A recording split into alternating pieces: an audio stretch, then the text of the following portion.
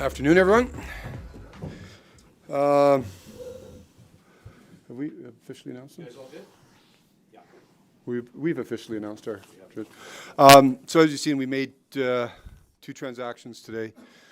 Acquired Dryden Hunt from Toronto for Radim Zahorna, and then a transaction with Arizona, trading Connor Mackey and Brett Ritchie to Arizona for Troy Stetcher and Nick Ritchie. So first off, I just want to thank Connor, Brett, and Z, for their time here. And Z, I know for the most part, spent a lot of time with the Wranglers, player we picked up on waivers, and we wish him all the best. He's been a good player down there for the Wranglers, been a part of the season that they've had so far. And then with Brett and Connor, players that have been with us a little bit longer, wish them all the best, thank them for their contributions here. For Connor, I think this is an opportunity for him to go and play a little bit. He's been the odd man out here, and so it's going to be a good opportunity for him. And with Brett, a lot of the thinking behind it there is with the progression of Walker Dewar, we really, we see Walker as a guy who's pushing to be an everyday guy now. This sort of opens up a spot for him on the right side and gives Brett an opportunity. In Troy Stetcher, we're getting a player back who's got a lot of experience, has played in the playoffs as recently as last year.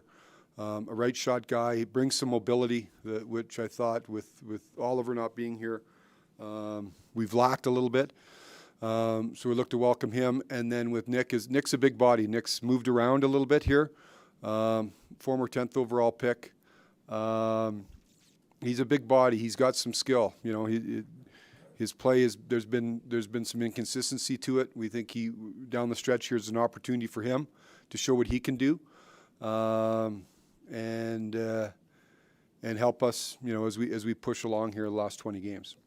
So with that, and then Dryden. Sorry, I'm leaving out Dryden. Dryden's had a couple of moves this year. He'll report to the Wranglers to start, and competitive guy. We've known Dryden for a while. Competitive guy. We'll start with the Wranglers. Gives us some versatility on both wings.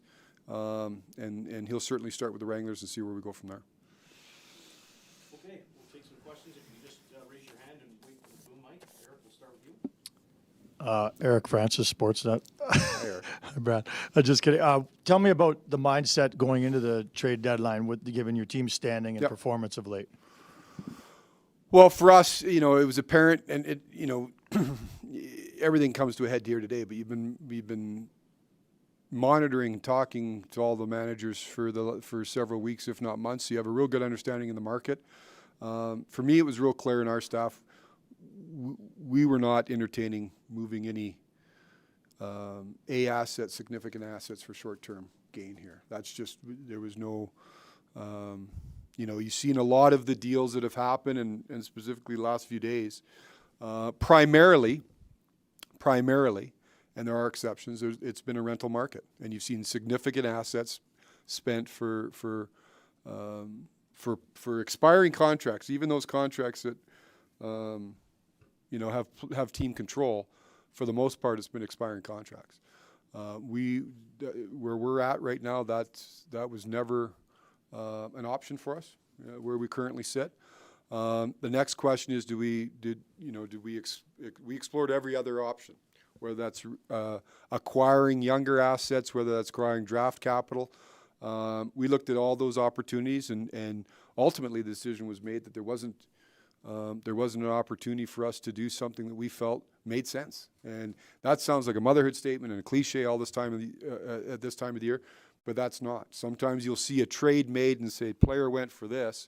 Well, geez, let's go trade player B for this. Player A usually gets, they're traded for or acquired for specific reasons by a certain team. Having said all that, I do believe that we've got a good team. We've got a good team that's underperformed here, and for various reasons. And so for us, we felt it was most prudent right now to work around the edges. I think in certain areas we've improved our team, but we've got 20 games here. We know that the hill is steep, but that's we've made our bed, and now we've got to deal with it. So I believe in this group, no question. But the reality is we sit where we sit after 62 games, and we know the challenge in front of us. But the big thing, Eric, for us was we weren't coming into this to say, we're putting any short-term, looking for short-term help that's going to cost us, picks, young players, prospects, anything of that nature. Brad, was that, and just to that point, was that kind of an idea of, you always talk about taking cues from your team? Is that kind of what that's about, not going into the rental or short-term I mean, market? if you look, Pat, last year we made some significant moves at the deadline. We spent assets at and leading up to the deadline, and I think that's your job as a manager, is to, get a read of where your team is at and help it. Help it when it makes sense, and that's what we did last year. We made significant change over the summer. We've all talked about it. I don't know if there's been anybody that's made as much changes over the summer. You can't just keep changing and changing and changing. And then when you look at where we're at right now, to say, okay, we're going to get in, just to say that you're in the game and start throwing second-round picks and first-round picks and third-round picks, I mean, those add up, right? Those add up. And to me, it made zero sense for the gain that you're going to get, and knowing the position we're in, right? And it falls on all of us, right? We're in the position here. We all got a piece of the pie: management, players, coaches, and now we got to dig ourselves out as best we can. But we got to dig it out with the group we have. It just, to me, there was no,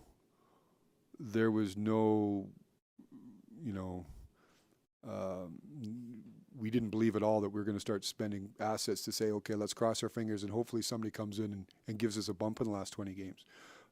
I think there's been lots of good parts of our game. We haven't been able to get traction. We haven't been able to just,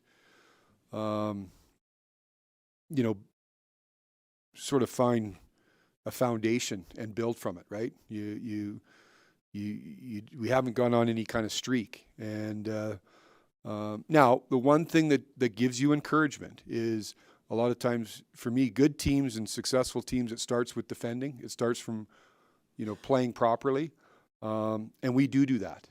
But we haven't been able to do it consistently enough in all parts of our game to put ourselves in a better position than what we're at now. So, we've tried to give ourselves a little help around the edges here today, and our group, we haven't taken anything out of the room, and now we've got 20 games to see where we end up. Go to Salam next. Hey Brad, you have a cohort of significant players who are free agents next summer: Michael Backlund, Lindholm, Hanifin, and others. Did you entertain the possibility of moving any of those guys, or listening? I'm not going to talk about any specifics about those. Salam, we look at all possibilities with our team all the time. And I said, if anything made sense, we weren't going to do anything for the short-term fix. If there was anything here that made sense on a long-term basis, we certainly would have done it. Those opportunities weren't there, or whatever opportunities were there, we chose not to do. So those are important players. They're good players. They're still under contract for another year. As I said earlier, you look at the majority of the moves involve players with expiring contracts. Not all the moves, but the majority of the moves, especially leading up today, were expiring contracts. So, yeah, that's sort of where we ended up. Brad, to sort of follow up on Pat's question, when you talk about taking cues for your team, I know as recently as last week you were telling Wes you were still sort of waiting to figure out where you were at. How much did the results of the last 4 games impact? Yeah, we weren't waiting to see where we're at. You got to see what position you are, right? people tend to think you're going to wait the last 2 days and you win those games, or all of a sudden you're going to empty the clip on making additions. To me, it's a lot more, obviously, at the end of it, it's gaining points, but how your team's playing, feeling out the market. Like I said, at the, seeing what opportunities were available to us on our players. But it's been apparent now the last, most recently, the last 4 games? We put ourselves in a position right now where we've got a steep hill to climb. Now, we got to dig a little harder now. But I've said it time and time again. You do take the cues from your team. Last year at this time, we were in a great spot, and we made decisions to give up a little bit of future to help that team. We're not in the same spot. That's just the reality. So you have to. The job comes with making. We've all chosen a profession where you have to make difficult decisions, and those are the decisions we made today. Hey, Brad. Hey, Julian. When we spoke with Daryl Sutter earlier this week and we asked him about whether or not he'd like to see changes in the lineup, he kind of mentioned that he probably would rather not see anything happen to the team and especially to the AHL roster. With regards to the moves you made today, I was just wondering how important it was for you to not make any moves that would subtract from the core that you have with some of the bigger players you have today. Well, it wasn't necessarily like where we are right now. It's not necessarily about trying to keep the team together, right? The team, we're in a position where we are right now. So to me, you're looking at right now, if you're not doing anything for the help the team short term, you're looking long term. If there was moves here to make to gain significant assets for the future, by all means, I would say that's where we probably spent a lot more of the time on. Nothing made sense. So. As I said earlier, we've got a good team. Now, it's easy to poke holes in it right now. We've got a good team that's underperformed. There's a difference. And we've had some individuals underperform. And collectively as a team, we've underperformed. That's where we're at. We all got to own it. But yeah, our work the last few days in particular was looking at longer term more than short term. Hey, Brad. I have a couple of quick procedural ones. First of all, I saw on the AHL website Pelche and Walker Joe were sent down to the minors. Are you anticipating that they'll be available basically right back up to the team for the rest of the year? We're not supposed to say paper transactions, but I think that's a pretty safe assumption that they'll be back up. And also, are you able to say anything on the status of Oliver Shillington for the rest of the season? Yeah, good question. I think it's fair to say. I mean, it's fair to say that we're March 3rd and Oliver's not here. That I think it'd be a stretch to see him the rest of the year. We continue to sort of monitor it and work with Oliver, but I don't foresee him returning this year. I can sneak in 2 quick ones as well. Maybe for starters, you mentioned the mobility that Troy brings. Can you just expand on what you've added to the blue line today in terms of how you see him fitting? Well, he can play in all situations. I remember Troy. We recruited Troy coming out of college. He was a college free agent out of North Dakota. Highly competitive player. He's got some leadership qualities. He's been known as a hardworking, dedicated athlete wherever he's been. Not the biggest guy in the world, but he's not he's not a small guy either. But moves a puck, plays with a lot of, he's a competitive player, but moves well, right? And like I said, that's one area in our blue line. For those of you that covered the team over the last few years, especially last year with Oliver, that's one thing that we've missed is Oliver's mobility. Troy brings that, and a right shot with Stoney going down. We've had Dennis over there, so it just gives us a little bit more depth, a little more experience on the blue line. What sort of thing do you hear on the other end of the line when you trade 2 brothers for each other and pass along that news? Yeah, I don't know. I think they kind of got leaked out, so they were laughing by the time I called them. It's unique, yeah. If if we're nothing else, we're unique, Wes. But yeah, it just worked out that way. And like I said, I think it's going to give Brett an opportunity there. You know, we get Nick, give him an opportunity. I don't know if it's happened before. Yeah, so there you go. First time for everything. So it's a little unique, and I had a chuckle with both of them when we're talking. Just a question about the market in general. Why do you think a lot of teams made moves early this year? Well, I think that's the preference, Donna. If you can get out in front of it, you get out in front of it. And at the end of the day, you know, I use just my experience in the past, and as recently as last year, when you identify what you want, you go out and you're aggressive, and you push to get something done, and you pay what you think you need to pay. And when you're selling, if you're getting the price you want, why wait? And so, and I do think there is a little bit of, you know, I know people will say, okay, and a lot of it was in the East, you know, okay, this team does it. Do you have to react to what the Joneses are doing? Not really. A lot of those discussions have been going on for a long time. So you may see a team do something on Monday, and Tuesday the other team does it. You know, that Tuesday deal didn't happen. Start talking Tuesday morning, right? But you do pay attention to what's going on around you. And I just think it's, you know, I've said it many times, the earlier the better. It gets condensed the closer you get to the deadline. This year, I will say, is a unique year. The amount of assets that were spent, like, I think we're over, going into today, I think we're around 43% of the first, second, and third round picks in this year's draft have already changed hands going into today. I think we averaged 3.5 first round picks being traded in the last 3 years. I think we're 12 to 13 this year. In my time in the business, and I've been in it a long time, this is the most activity in terms of draft capital changing hands I've seen. It's a sign of the times. If you have a chance, if you think you have a chance to win and you're in a good position, you try to be aggressive with it. Brad, I was a little curious. How did your contract status impact your approach to the deadline this year? Zero impact. Zero impact. I don't worry about the job. I was doing my job. So it doesn't. Zero impact.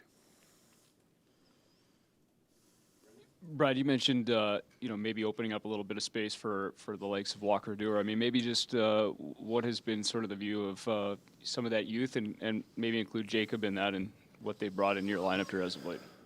Well, I think they've brought some juice. They've brought some enthusiasm. They brought some that. Now which is important. I think that's one thing that young players can bring. Now, you can't just be a cheerleader either, right? Attaboys get you so far. You got to play too, and they've been good. They've played well. You know, they've played well. And you know, as we've said along, these aren't guys that are just 18 and 19 years old. They've had a year plus in the minors. They've learned their craft down there. So they've had an impact on our team, and we're going to need them to continue to. The other piece is you do your cap calculations there. We've got some, one of the things we want to keep in mind is obviously bringing those players back.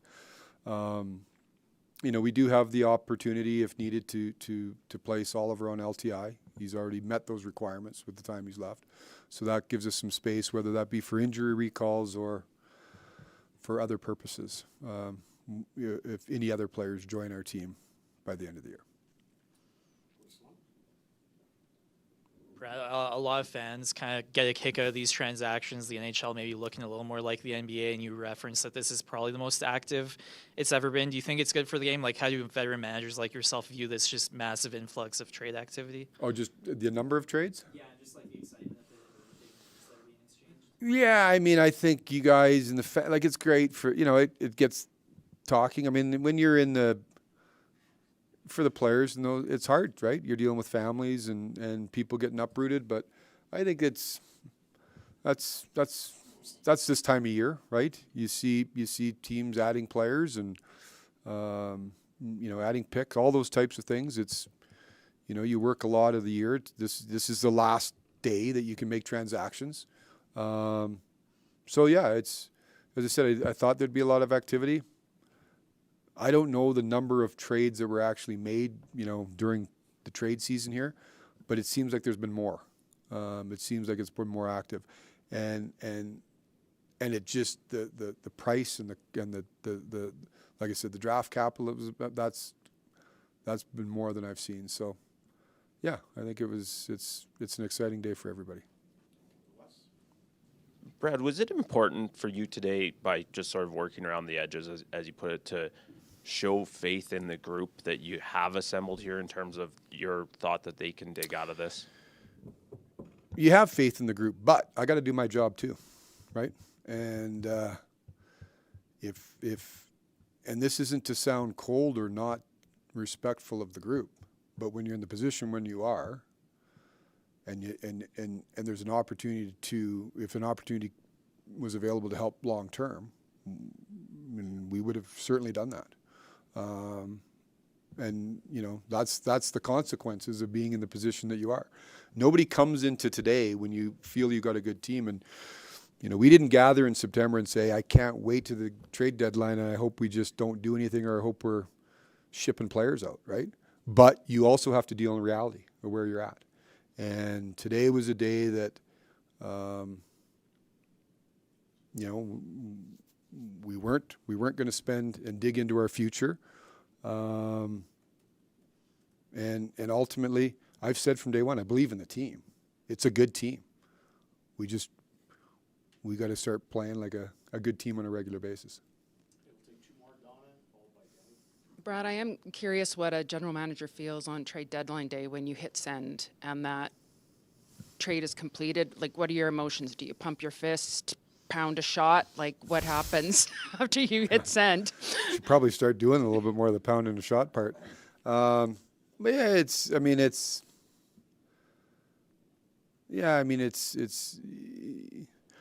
know what it is, Donna? It's, you're doing the job, right? Like, it's just, like I said, you have to deal with the individuals themselves. There's almost a, you know,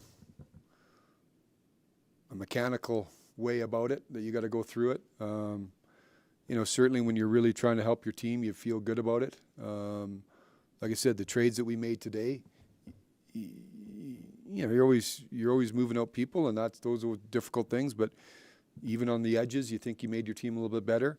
That's the job. But you got to, you know, you got to be a little bit more mechanical about it, and there's a lot going on. The room's busy today. As you count down, you got everybody sort of handling some different files.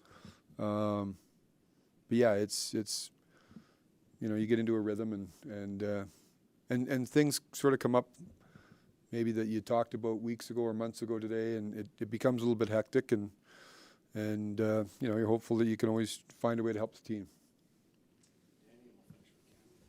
Just as a point of clarity, just because a couple answers ago you referenced bringing in potentially more players between now and the end of the season. So I did want to ask you, anticipate there being opportunities to do that?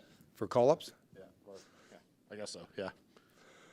Yeah, we'll see. I mean, there's been players down there. Like I said, we're trying to win right now, but you've got to protect yourself from injury recalls. As we've seen with Jacob and Walker, there's other players down there that are playing well, so that gives us an opportunity with that. You know, we've talked about Matt Coronado. We're going to let him worry about his playoffs and Harvard, and then get to work on speaking with him at the end of the year. So you know, you still need some flexibility as you go down the stretch here, and we feel we got that. On a bit of a different note, I think we all know you as someone who doesn't lose sight of the human element of all of this. Yeah. But what was it like for your group going through this process without Chris Snow this year? It was, well, you know what, Snowy was, yeah,